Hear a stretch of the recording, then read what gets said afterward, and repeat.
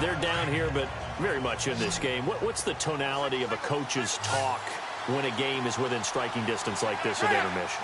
Typically, what they're doing is emphasizing the things that went well in the first half and wanting more of that. Sure, you've got to go over some of the errors and clean up some things because there's a reason you're down. But overall, I think they want to stay positive, stay up with this team.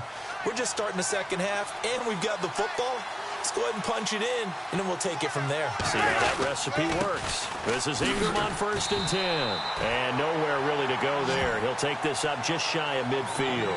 Credit him with a 1-yard gain there to make it 2nd and 9. I'd say they've got to find a way to get him going. He's such a big part of their offense. I wonder if they might throw it a little and come back to the run. Anything, because you're right. He's pretty much been completely neutralized. They stay on the ground. This time it's Kamara. And good penetration here. He'll get this down only to about the 49-yard line. Back-to-back 1-yard runs here, so that leaves him with a 3rd down and 8. Well, so many times we look at a short run and we praise the offense for trying to set the tempo and establish things, but the defensive guys, hey, they just won the battle there. It wasn't a big run given up. They don't always have to absorb the body blows. Sometimes they dish them out themselves. Whenever they're trying to attack a zone defense, you're trying to figure out where your gaps are going to be. And depending on what type of zone they're playing, it could be on the outside, it could be in the middle, it could be in the seams, in the edges. In this case, they tried to attack the middle of the field, but this zone defense didn't allow it because they were able to see the ball come off the quarterback's hands. Now we take a glance at the offense as they work their way back out for their first possession of the second half. They were able to get the ball back here, didn't surrender any points. Now they'll look to add to that lead. And how about the boost the defense gave them? Going right out on the field, shutting them down, not giving up any points, and turning the ball back over. They want to do their part now and show them a little respect and some gratitude by scoring some points. And to get a little more cushion.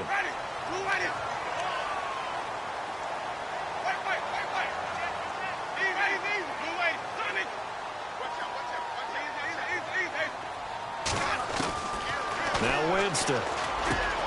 Got his man complete over the middle. It's Evans. And getting this just shy of midfield. They'll spot it at the 49. That one good for 16, and the drive will continue. He's certainly been a huge factor in this one. He's got the 2 touchdowns to his credit. Now they look to him again. He picks up the first. Yeah, I can hear everyone saying, well, why don't you cover him, double him, triple him, do what you have to do. But sometimes they get locked into such a groove and such a connection, it doesn't matter how many guys are in his area. He certainly looks to be in that groove right now. They'll need to get the play off quickly.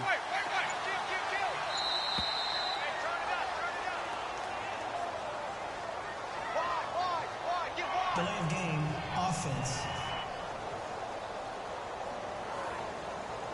And that'll set him back 5. Still 1st down.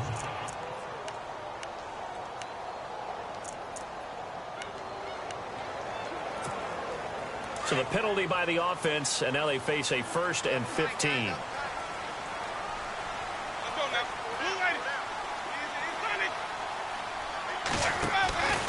Following the penalty, Martin.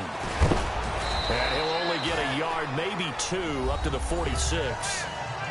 Sometimes with the running game, you've just got to stick with it. Look, it's the 3rd quarter, no time to panic. But that also doesn't mean you just do it the same way you've been doing it the entire ball game. Maybe change up some blocking assignments or run a few different plays, but stay with the overall essence of the running game.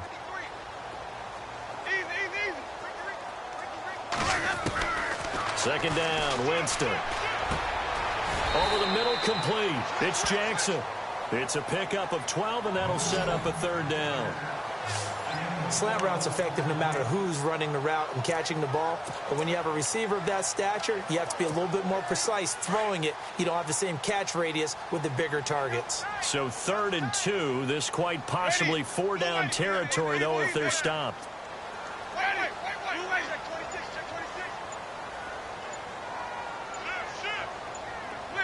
Time running out here on the play clock. They just do get the play off. Now Winston. Hit as he throws there, incomplete. Well, the numbers have been good in the passing game, and certainly a big reason why they have the lead. But now here, third quarter, maybe go to the run game a little more? Yeah, perhaps. I mean, after that incompletion, a little credit to the defense for shutting them down on that play. Maybe you try and run the football a little bit more in this spot. But they have to feel good about how they've been throwing it overall.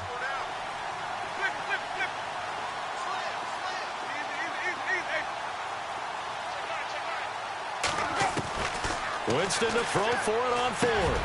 He's got Evans. And he's got the first as they'll bring him down at the 28-yard line. Give him 14 on the play. And on fourth down, they're able to convert and move the sticks. And another Winston to Evans connection. Mike Evans, he didn't play football till his senior year of high school. He was such a good basketball player down in Galveston, Texas. But I think he's happy he picked football up. I don't think there's any doubt about it. I would have loved to have been around those conversations. The head basketball coach, the head football coach. Since it was high school, maybe it was the same guy. You never know. And saying, I need this guy out on the field. That's worked quite well for him. Back now in Tampa. It's the Bucs. They've got the football. They also are in front here on the scoreboard as we start the fourth.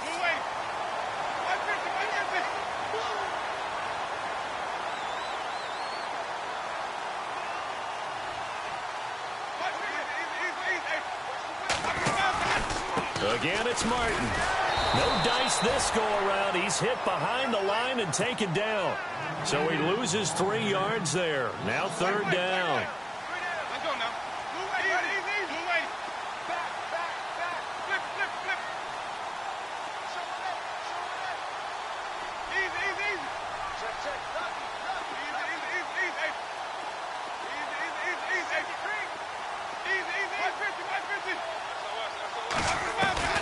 On third down, Winston. And the Saints pressure gets him. Brought down for a sack. Haoli Kikaha. Able to drop him for a loss of 12. And it'll be fourth down. Well, they were coming out of the 4-3 defensively. Pressure coming off that right side from the DN. And that's the blind side of most quarterbacks. If you're right-handed, that's the side you don't see quite as well. And that's why you rely on your left tackle, maybe your highest-paid offensive lineman, to take care of you. In this situation, that didn't happen. Now Winston on fourth down. Right side caught by Jackson. And he's not able to get away. He is stopped well short of a first down.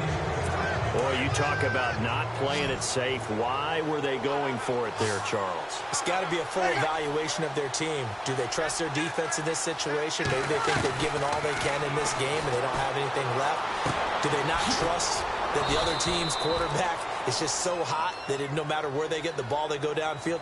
Remember when Bill Belichick went for it in that game, right, against Indianapolis on the road, and everybody said, why'd you go for it there? I think he just thought to himself, on the other side, if they get the ball, they're going downfield anyway. He was trying to end the game right there with his own offense. Automatic first down.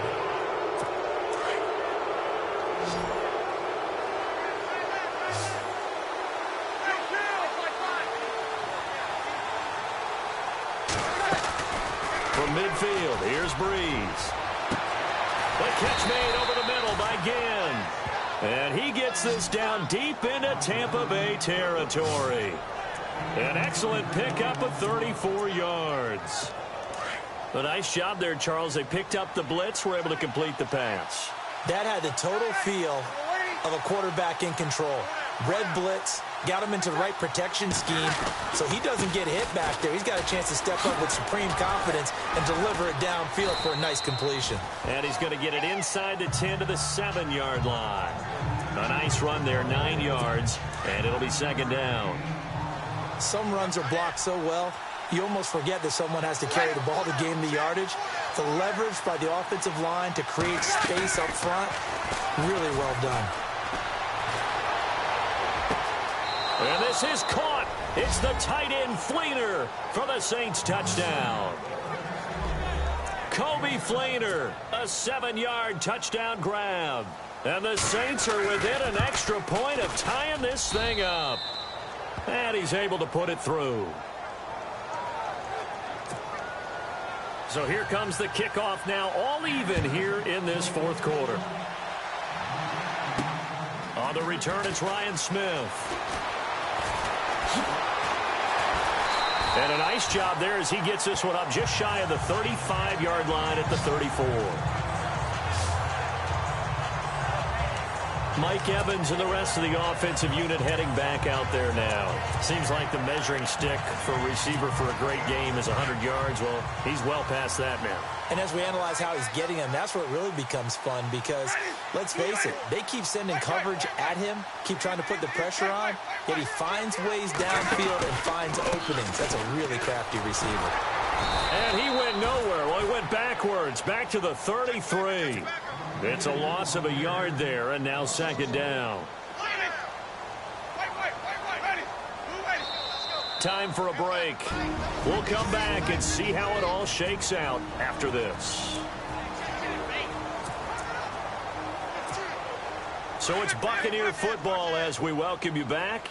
They've got a second down now as they search for a score to break this tie.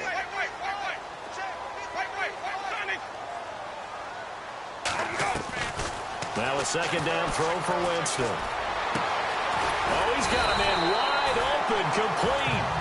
And he'll be taken down, but not before he gets into enemy territory. A good pickup there of 20 yards.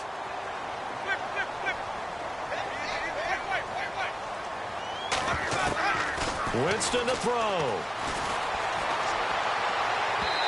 And his throw here is incomplete. I guess you can't be afraid to take those chances late in the game. He tried to fit that one in there. Nice job, though, defensively. But to your point, it was a nice job of knocking the ball away. But you're also right. You can't be afraid to take those chances. That means your guys going downfield to catch the ball, they've got to elevate their game and come down with these in order to keep your offense moving.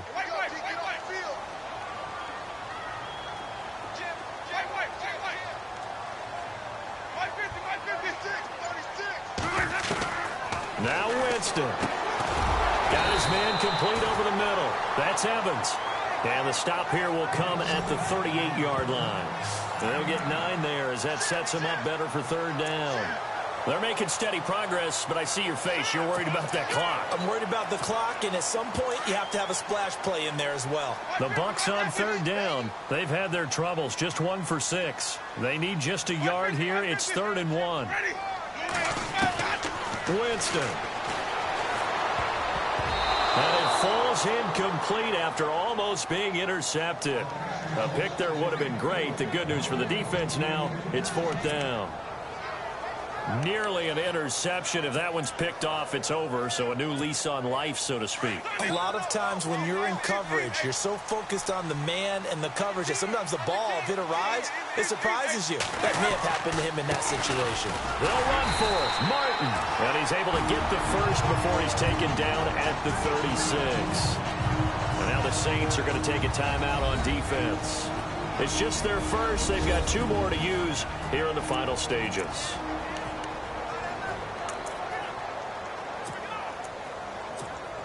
And as the 4th quarter winds down here, we're all even. And no one wants this game to extend. They want to go ahead and win it right now.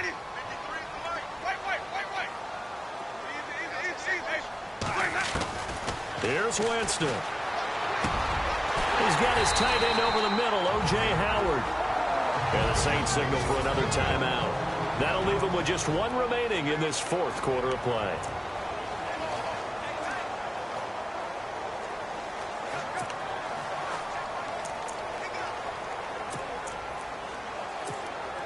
First down and 10 now for the offensive group.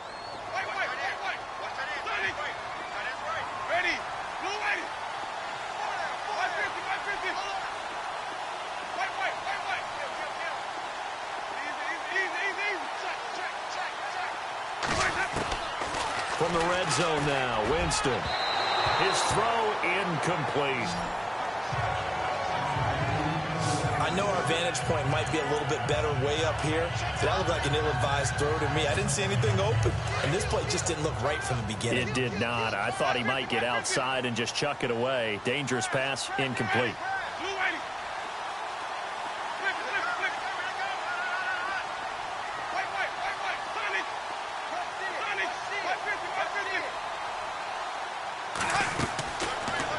again. Winston on 2nd and 10. This will be caught inside the 10. And now we're going to get a timeout here called by the defense. That'll be their 3rd and final stoppage here as we step aside.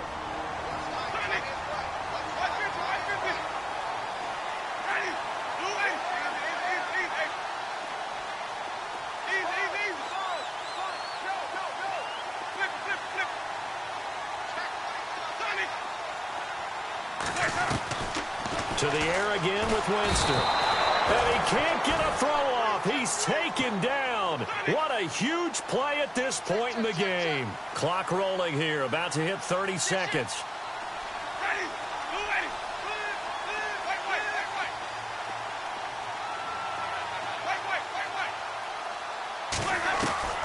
Now Jameis on 2nd down. Over the middle, complete. It's Howard. A 10-yard completion, but still now facing 3rd and goal. And before they can run this 3rd down play, we're going to get a timeout, as the clock will stop with 18 seconds remaining.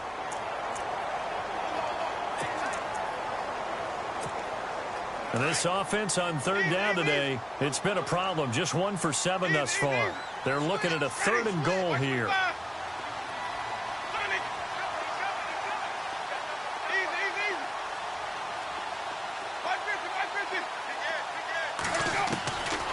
From the gun, Winston. And this is going to be intercepted. Marcus Williams, the rookie from Utah. And a big turnover there as his guys will get the football back.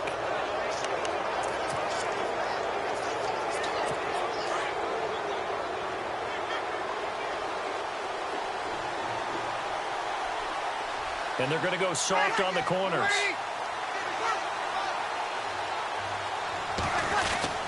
The drive starts here with a carry by Ingram. And he is going to feel that one. Knocked down hard at the 21-yard line.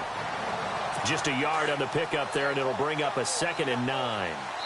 This is what happens sometimes when you abandon the running game. It's hard to get back to it because once guys get out of that mentality.